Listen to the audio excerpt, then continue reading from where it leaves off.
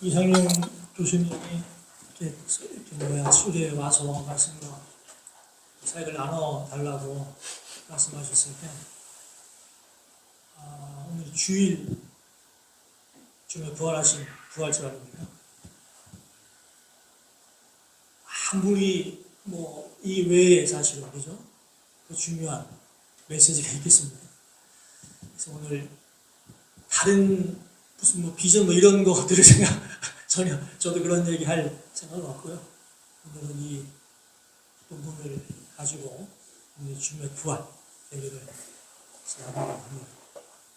시간이 된다면 이거 말고 설교 시간 말고 다른 시간에 유학생에 대한 아니면 이런 것에 대해서 나눌 수 있으면 좋겠습니다. 제가 기도하고 말씀을 사모하겠습니다.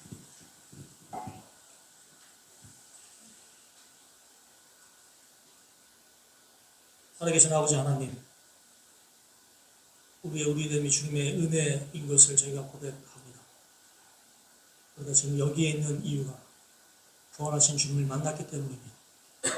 이래야 우리 삶이 변화되고 여기까지 걸어왔고 지금 여기에 서 있습니다.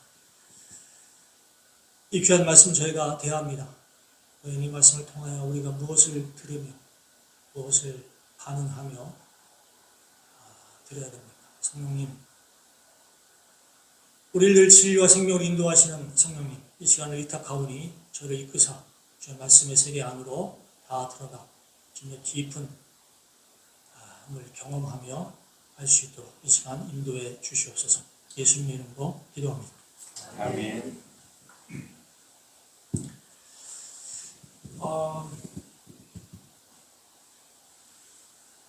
안식 후 첫날, 그러니까 지금으로 얘기하면 안식일 다음 날 일요일이죠. 이 새벽에 어두움이 있을 때 막달라 출신의 마리아가 무덤으로 갑니다. 그 이유는 이제 향품을 이제 바르려고 가는 건데요. 향유를 이제 몸에 바르기 위해서. 이 당시 유대인들은 이제 사람이 죽으면 3일 동안은 그 몸에 영혼이 머문다고 생각을 했기 때문에 이제 주님이 금요일 날 돌아가시고 토요일, 일요일 이때 이제 와서 그 몸에 향품을 이제 향유를 바르려고 이제 온 거죠. 거기에 도착해 보니까 자신들이 이제 그 염려했었는데 그 돌을 누가 굴려줄 것인가 이렇게 염려를 하고 왔지 않습니까? 그런데 돌이 이렇게 굴려가 있는 거예요. 무덤 입구를 막고 있는. 이것을 보자마자 마리아는 그렇게 생각을 하는 거죠. 누가 우리 주님의 시체를 훔쳐갔나? 옮겼구나 이렇게 생각을 하고 부랴부랴 이제 베드로와 요한을 찾아갑니다. 이제 그 사실을 이야기하니까 이들이 듣자마자 또 뛰어가죠. 막 뛰어갑니다.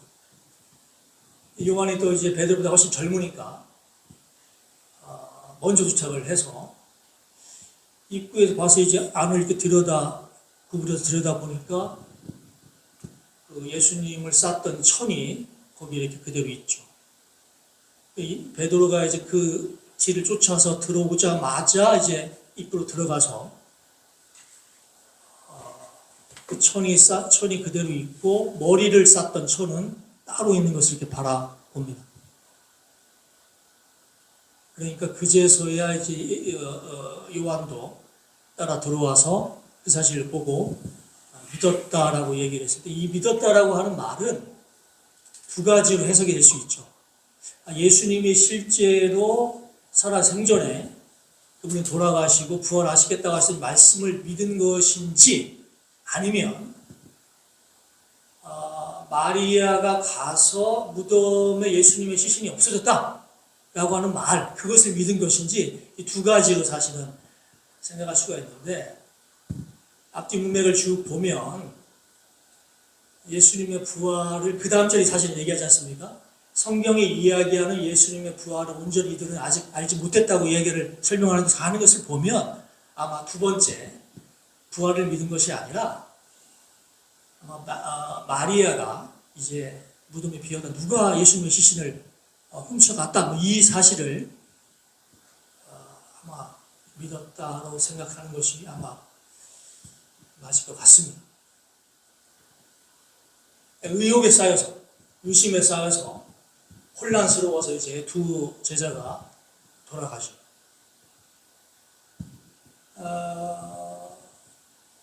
우리 여기에서 이런 것을 봅니다. 요한 하면 요한복음 1장 1절부터 18절에 나와 있는 그 예수님의 그 어디부터 시작하느냐? 태초부터 시작하지 않습니까? 태초에 말씀이 계셨다. 이 말씀이 하나님과 함께 계셨고 이 말씀이 곧 하나님이라고 하는 정말 엄청난 아마 그 짧은 문장 안에 그렇게 엄청난 이 내용을 이렇게 넣을 수 있을까 정도로 그렇게 시작하지 않습니까? 그렇기 때문에 우리는 예수님의 부활 사건을 증언하는 요한의 글이 훨씬 더 뭔가 부활의 어떤 심오한 의미 아니면 어떤 설명 이런 것들을 하지 않을까? 우리는 그렇게 예상을 하지만 전혀 요한은 그가 그 아침, 그 새벽에 황망한 이야기를 듣고 뛰어 들어가서 보았던 그 사건 자체, 그들이 경험했던 그 경험 자체를 그냥 자세하게 이야기를 하고 있다는 거죠. 저는 이것을 보면서 무엇을 생각하냐면 이런 생각을 합니다. 우리가 주님의 이제 증인으로 주님의 제자로 이 땅에 서 있습니다. 주님을 전합니다. 이런 생각을 많이 하지 않습니까? 우리가 좀 더 알아야 되지 않을까? 우리가 좀 속속들이 좀 설명할 수 있어야 되지 않을까? 최소한 신약을 하지 않더라도 그래도 그 정도의 어느 정도 소양을 갖춰야 전도하지 않을까? 이런 생각 우리는 하지 않습니까? 근데 오늘 요한은 우리에게 부활을 증언하면서 어떤 부활은 이런 것이라고 설명하는 것이 아니라 그냥 세세하게 마치 지금 이걸 읽고 있으면 눈앞에 하나 영상이 그려지듯이 생생한 그 당시의 상황을 그냥 이렇게 설명을 하고 있다는 거죠. 저는 이것을 보면서 우리가 타인에게 세상에 나아가 우리를 보내신 세상 속에 들어가 우리가 살 때 주님을 증언할 때 바로 나 자신이 그 세상에 보내신 하나님의 편지라는 거죠.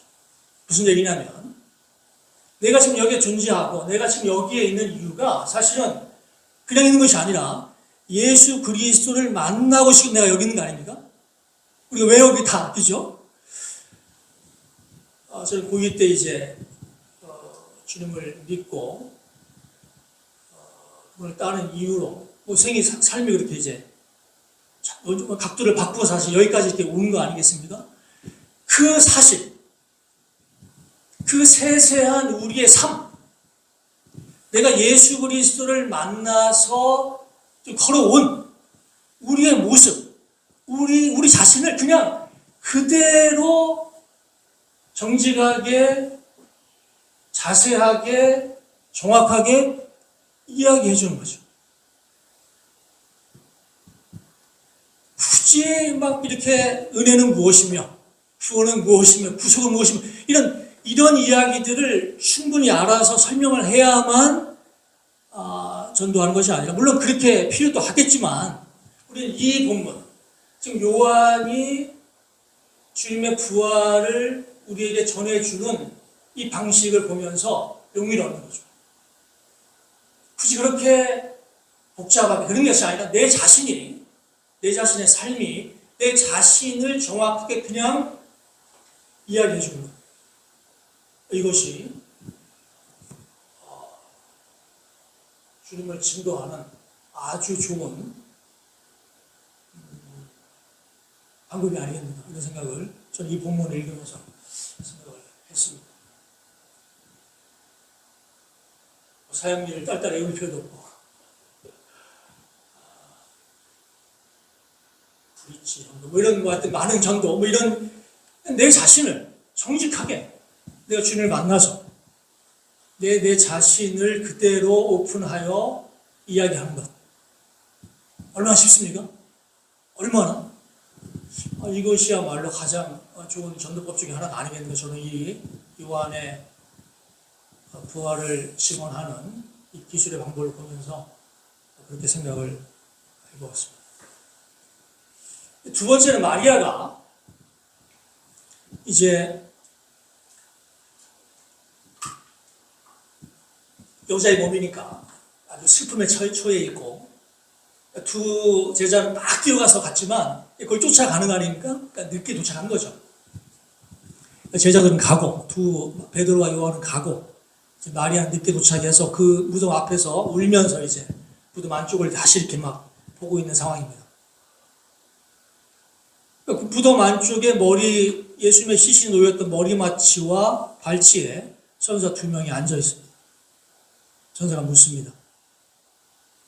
여기 뭐 여자였는데 우리는 이렇게 쓰지 않습니까? 우리말로 바꾼다면 아마 마리아가 미혼이라면 아가씨 정도, 기혼이라면 부인 이 정도 되겠죠, 그죠? 아가씨 왜 울고 있습니까? 이렇게 천사가 묻습니다. 여기서 쓰인 여자여라고 하는 이 단어는 예수님이 요한복음 2장에서 물로 포도주를 만드실 때 어머니인 마리아에게 했던 그 동일한 말이에요. 그러니까 정중한 말입니다. 천사가 그렇게 이제 마리아에게 왜 울고 있습니까? 계속 울면서 누가 지금 내 주님의 시신을 옮겼는데 모릅니다. 그때 이제 뒤에서 이제 어떤 기색을, 어떤 이규식을 느끼고 뒤를 이렇게 돌아봅니다. 거기 예수님 거기 계시죠. 몸으로 부활하셨기 때문에, 영이 아니기 때문에 당연히 인기식을 느꼈겠죠. 근데 이제 그분을 예수님으로 인식하지 못하고 동산지기인가 보다 이렇게 인식을 하죠. 다시 묻습니다. 예수님이 왜 울고 있어? 다시 이제 당신이 만약에 이 예수님의 시신을 옮겼다면 나한테 알려달라. 내가 수습하겠다. 이렇게 이제 이야기를 합니다. 그때 예수님이 마리아야 이렇게 이제 이름을 부르시죠. 그때야 다시 보면서 라보니, 히브리 말로 선생님 이렇게 대표하면서 붙잡고 늘어집니다. 예수님이 진정해라. 그러면서 제자들에게 가서 네가 본 것을 증언하라고 이제 말씀을 하십니다. 이 대목에서 저희는 이제 이런 생각을 하죠. 예수님이 그 죽음, 그 참혹하고 정말 잔인하고 정말 참혹스러운 그 죽음을 당하고 나서 이제 부활하신 이후에 자신의 부활의 증인으로 여자를 택했다는 겁니다. 그죠? 막달라 출신 이 마리아를 에게 가장 먼저 자신을 보이시고 가서 증언해라 이렇게 말씀을 하셨다는 거죠. 이 당시 유대인들에게 있어서 아이나 여인보다는 남자들이 사실은 그 신뢰성이 훨씬 높았었습니다. 화내지 마시고 그 당시 그랬으니까 어떻게 하겠습니까? 역사가 그런데 여인들과 아이들 재판정에서 물론 증언할 수 있지만 그 신뢰도가 남성보다는 훨씬 떨어져 있었던 그 당시 상황이 아닙니다. 그럼에도 불구하고 주님은 가장 첫 번째 자신의 부활의 증인으로 막달라 마리아를 사실 보여주시고 증언하라고 말씀을 하십니다. 저는 이 모습 속에서 우리를 봅니다. 이 부활을 증언하는 곳은 단 곳이 없죠. 교회밖에는 사실은 교회만이 이 사실을 간직해 왔고 전해 왔고 지금 전달할 수가 있습니다. 근데 교회의 모습이 꼭 이 여인과 같다는 생각을 하죠.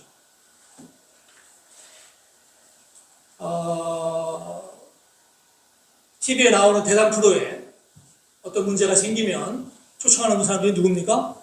과학자들, 정치가들, 철학자들, 이런 사람들이 와서 어떤 문제를 놓고 이야기를 하면 우리 권위 있게 그 이야기를 들어봤습니다.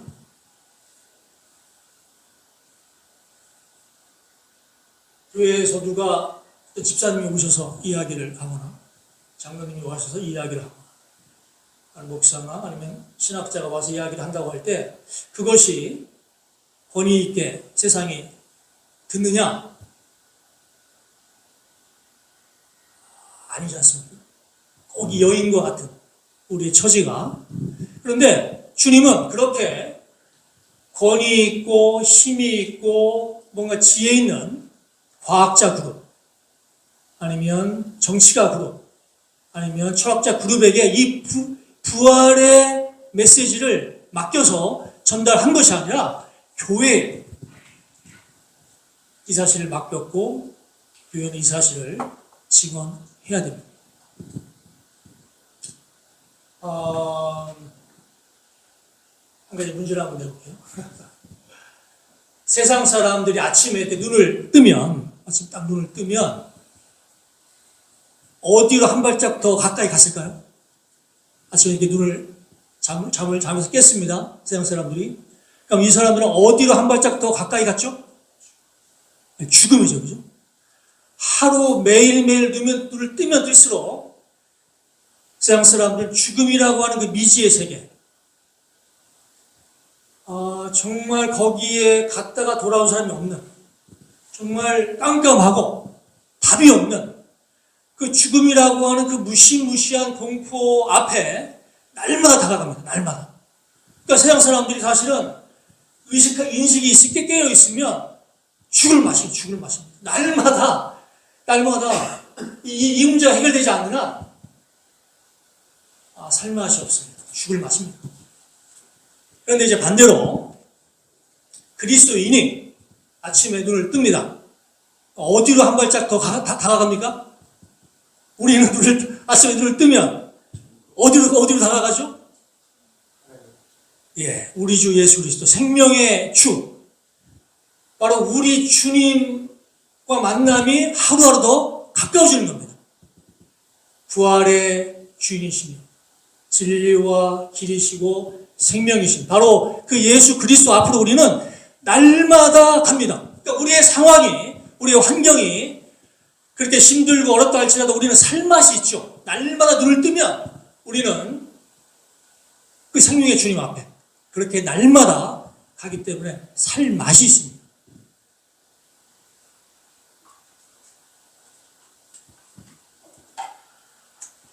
주님은 제자들을 이렇게 말씀했습니다. 너희는 세상의 소금이다.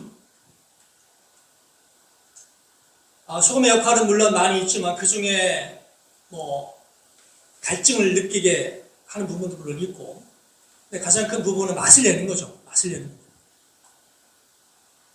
세상은 죽을 맛입니다. 가장 궁극적인 인간의 문제, 이 죽음의 문제가 해결되지 않는 한 인간은 죽을 맛이죠. 여기에 주님은 우리를 세상의 소금으로 보냈습니다. 하나님이 그토록 사랑하셔서 독생자를 보냈던 그 세상으로 하나님은 우리를 그 세상으로 보내신 겁니다. 거기에 너는 소금이다 이렇게 말씀하시는 거죠. 세상의 죽을 맛으로 지금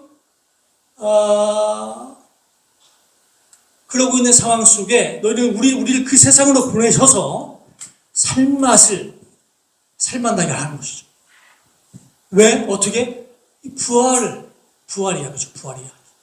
인간이 그렇게 듣고 싶은, 인간이 그렇게 사모하는, 그렇게 인간이 찾고 찾는 죽음을 넘어선 생명, 살고 싶은 그 이야기.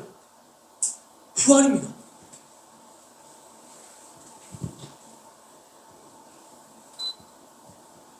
우리는 그렇게 생각할 수 있어요. 전도라고 하는 것이, 부활을 전한다고 하는 것이 사람 귀찮게 하는 것이 아닌가. 굳이 그래. 그게 아니라 그들이 정말 듣고 싶어하는, 정말 오매불망 찾고 구하고 원하는 그 메시지를 알려줘야 되는 거죠. 책임이 교회에 있는 거죠. 만약 교회가 침묵한다면 들을 길이 없습니다. 누가 부활을 이야기합니까? 누가? 아무도, 심지어 사실은 조금 심한 말이지만 교회 안에 있는 분들조차 어떤 분들은 부활에 대해서 아유 뭐 그런 일이 있어 이러는 판에 세상이 어떻게 부활을 들을 수가 있단 말이에요. 교회만이 바로 이 생명의 메시지, 정말 인간이 듣고 싶어하는 부활의 메시지를 갖고 있고 전해야 될 책임이 있습니다.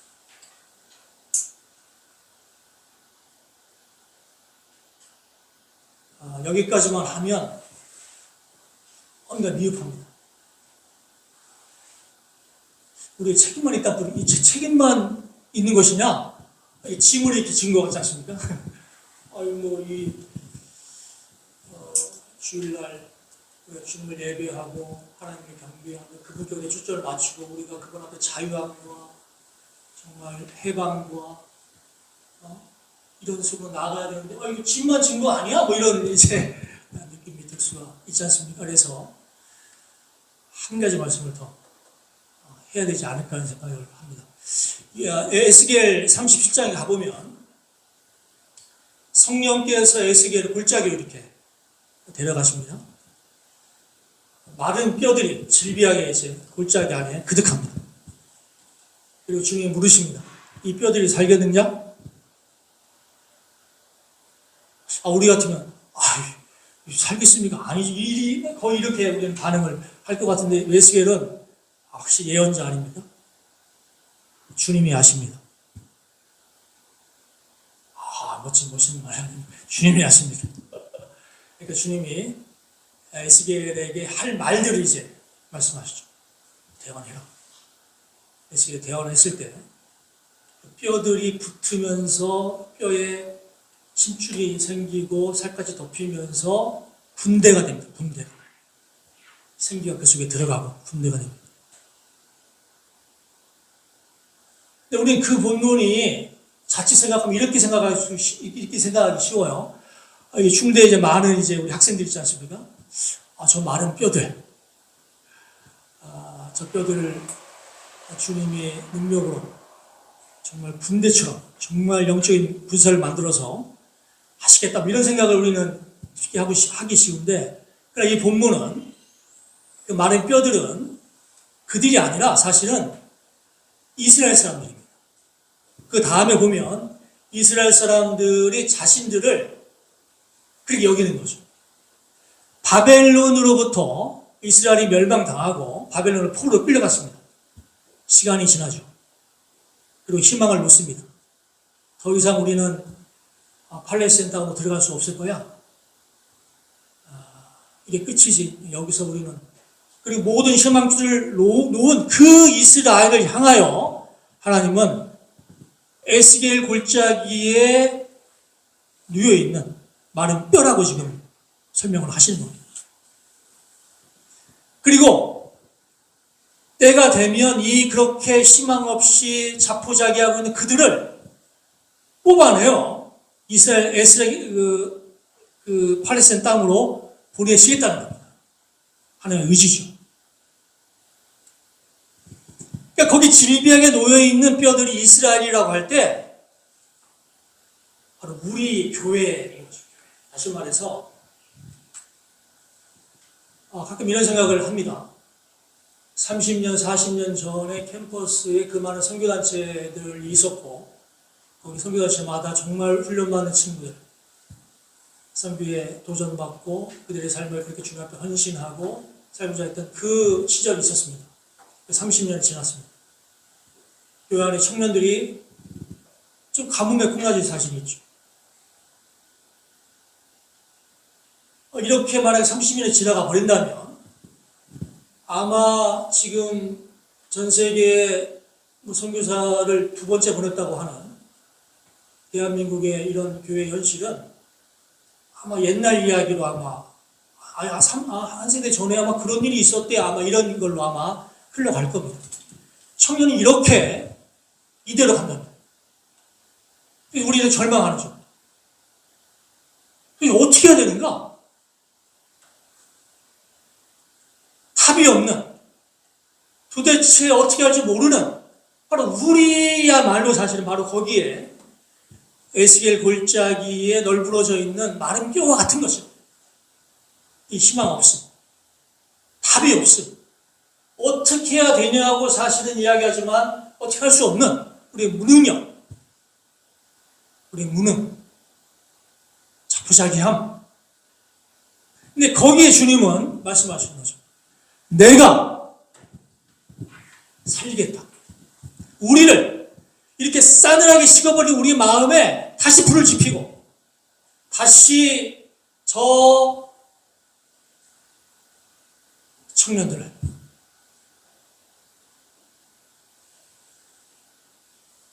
세우시겠다고 하는 그런 생각을 합니다.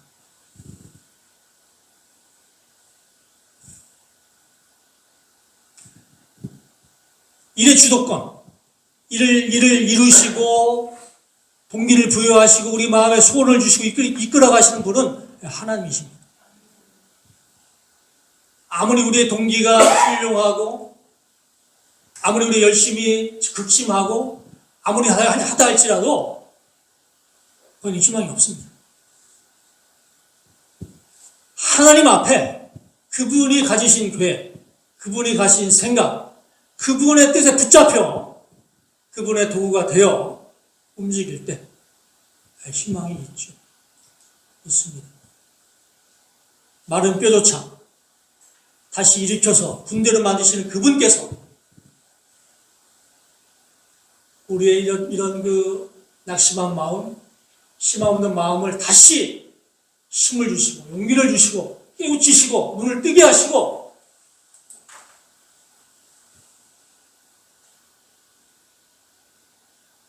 다시 이제 땅을 일구며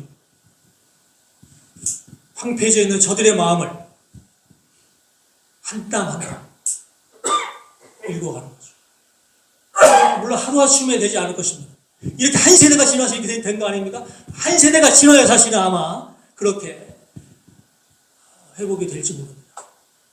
단순간이 아니라 우리의 일생을, 나머지 우리의 주어진 일생을 아마 그렇게 한 땀 한 땀 그들의 마음을 읽어가며 가야 될지 모릅니다. 지금 당장 우리 그 열매를 못 볼 수 있죠.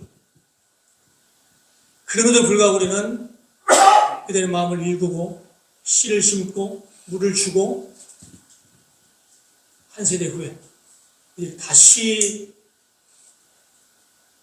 꿈꾸며 일어나며 전세를 향하여 주님의 지상 대유인 명령 앞에 순종하며 그 명령을 수행하기 위하여 그들의 인생을, 그들의 삶을 헌신하는. 그러기 위해서 누군가는 지금 이 시점에 누군가는 그들의 마음을 읽고 그들의 마음, 그들을 품고 기도하며 그들을 세우며 그러면 그 작업을 해야 되는 것이죠. 저는 30년 전에 그 풍성했던 그 은혜들, 그런 결과들은 우리 선배들의 노고였다는 생각을 합니다. 그분들이 그렇게 기도하며 읽으며 그 결실을 우리가 사실은 30년 전에 경험하고 얻은 것이고 맛본 것입니다. 근데 이렇게 30년이 지나고 나서 우리 지금 젊은 세대들 메말라 있고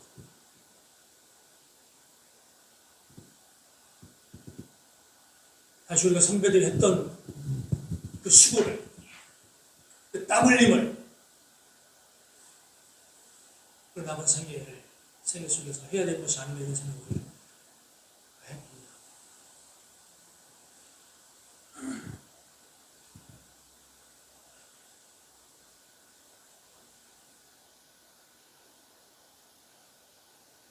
다시 한번 정리하고 마치겠습니다.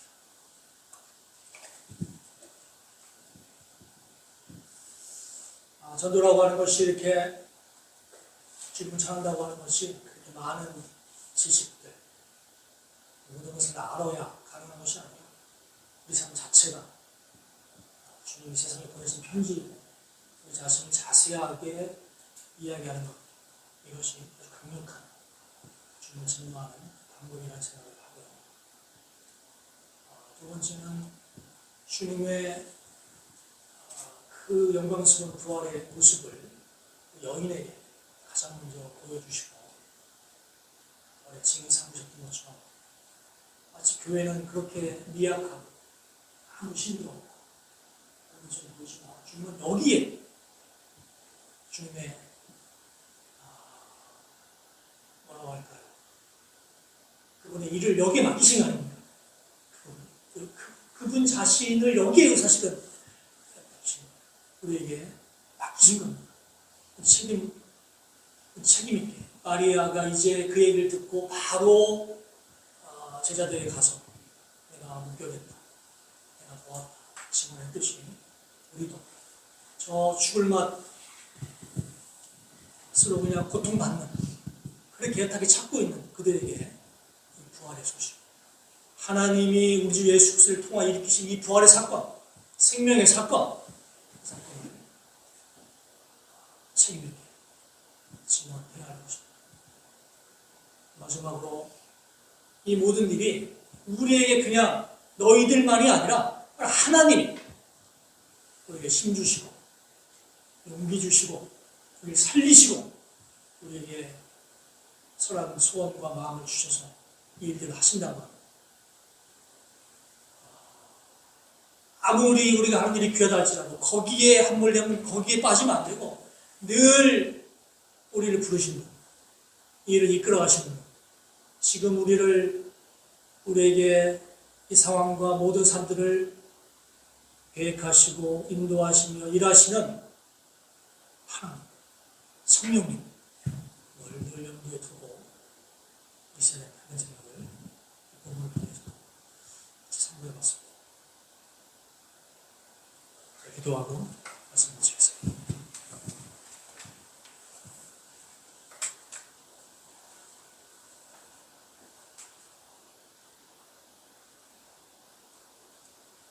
아버지 하나님, 며칠 전 그 소란했던 그 한복판, 백성들의 아우성, 시기 많은 지도자들의 질투, 본인들의 그 잔혹한 행위, 바로 그 한복판을 홀로 묵묵히 걸으셨던 주님, 그 어둠을 이기시고 죽음의 경계선을 넘어 가셨다가 다시 죽음의 경계선을 넘어 우리에 오신 주님, 이 놀라운 기쁜 소식을 저희가 듣습니다. 하나님, 힘을 다하여 마음을 다하여 우리에게 주어진 그 세상 속에서 이 증인의 삶을 감당할 수 있도록 성령님 도와주시고 인도해 주시옵소서. 우리의 환경이 우리 삶을 기쁘게 하고 즐겁게 하고 찬양하는 것이 아니라 하나님이 하신 일, 거기에 우리의 희망이 있고 우리의 소망이 있습니다.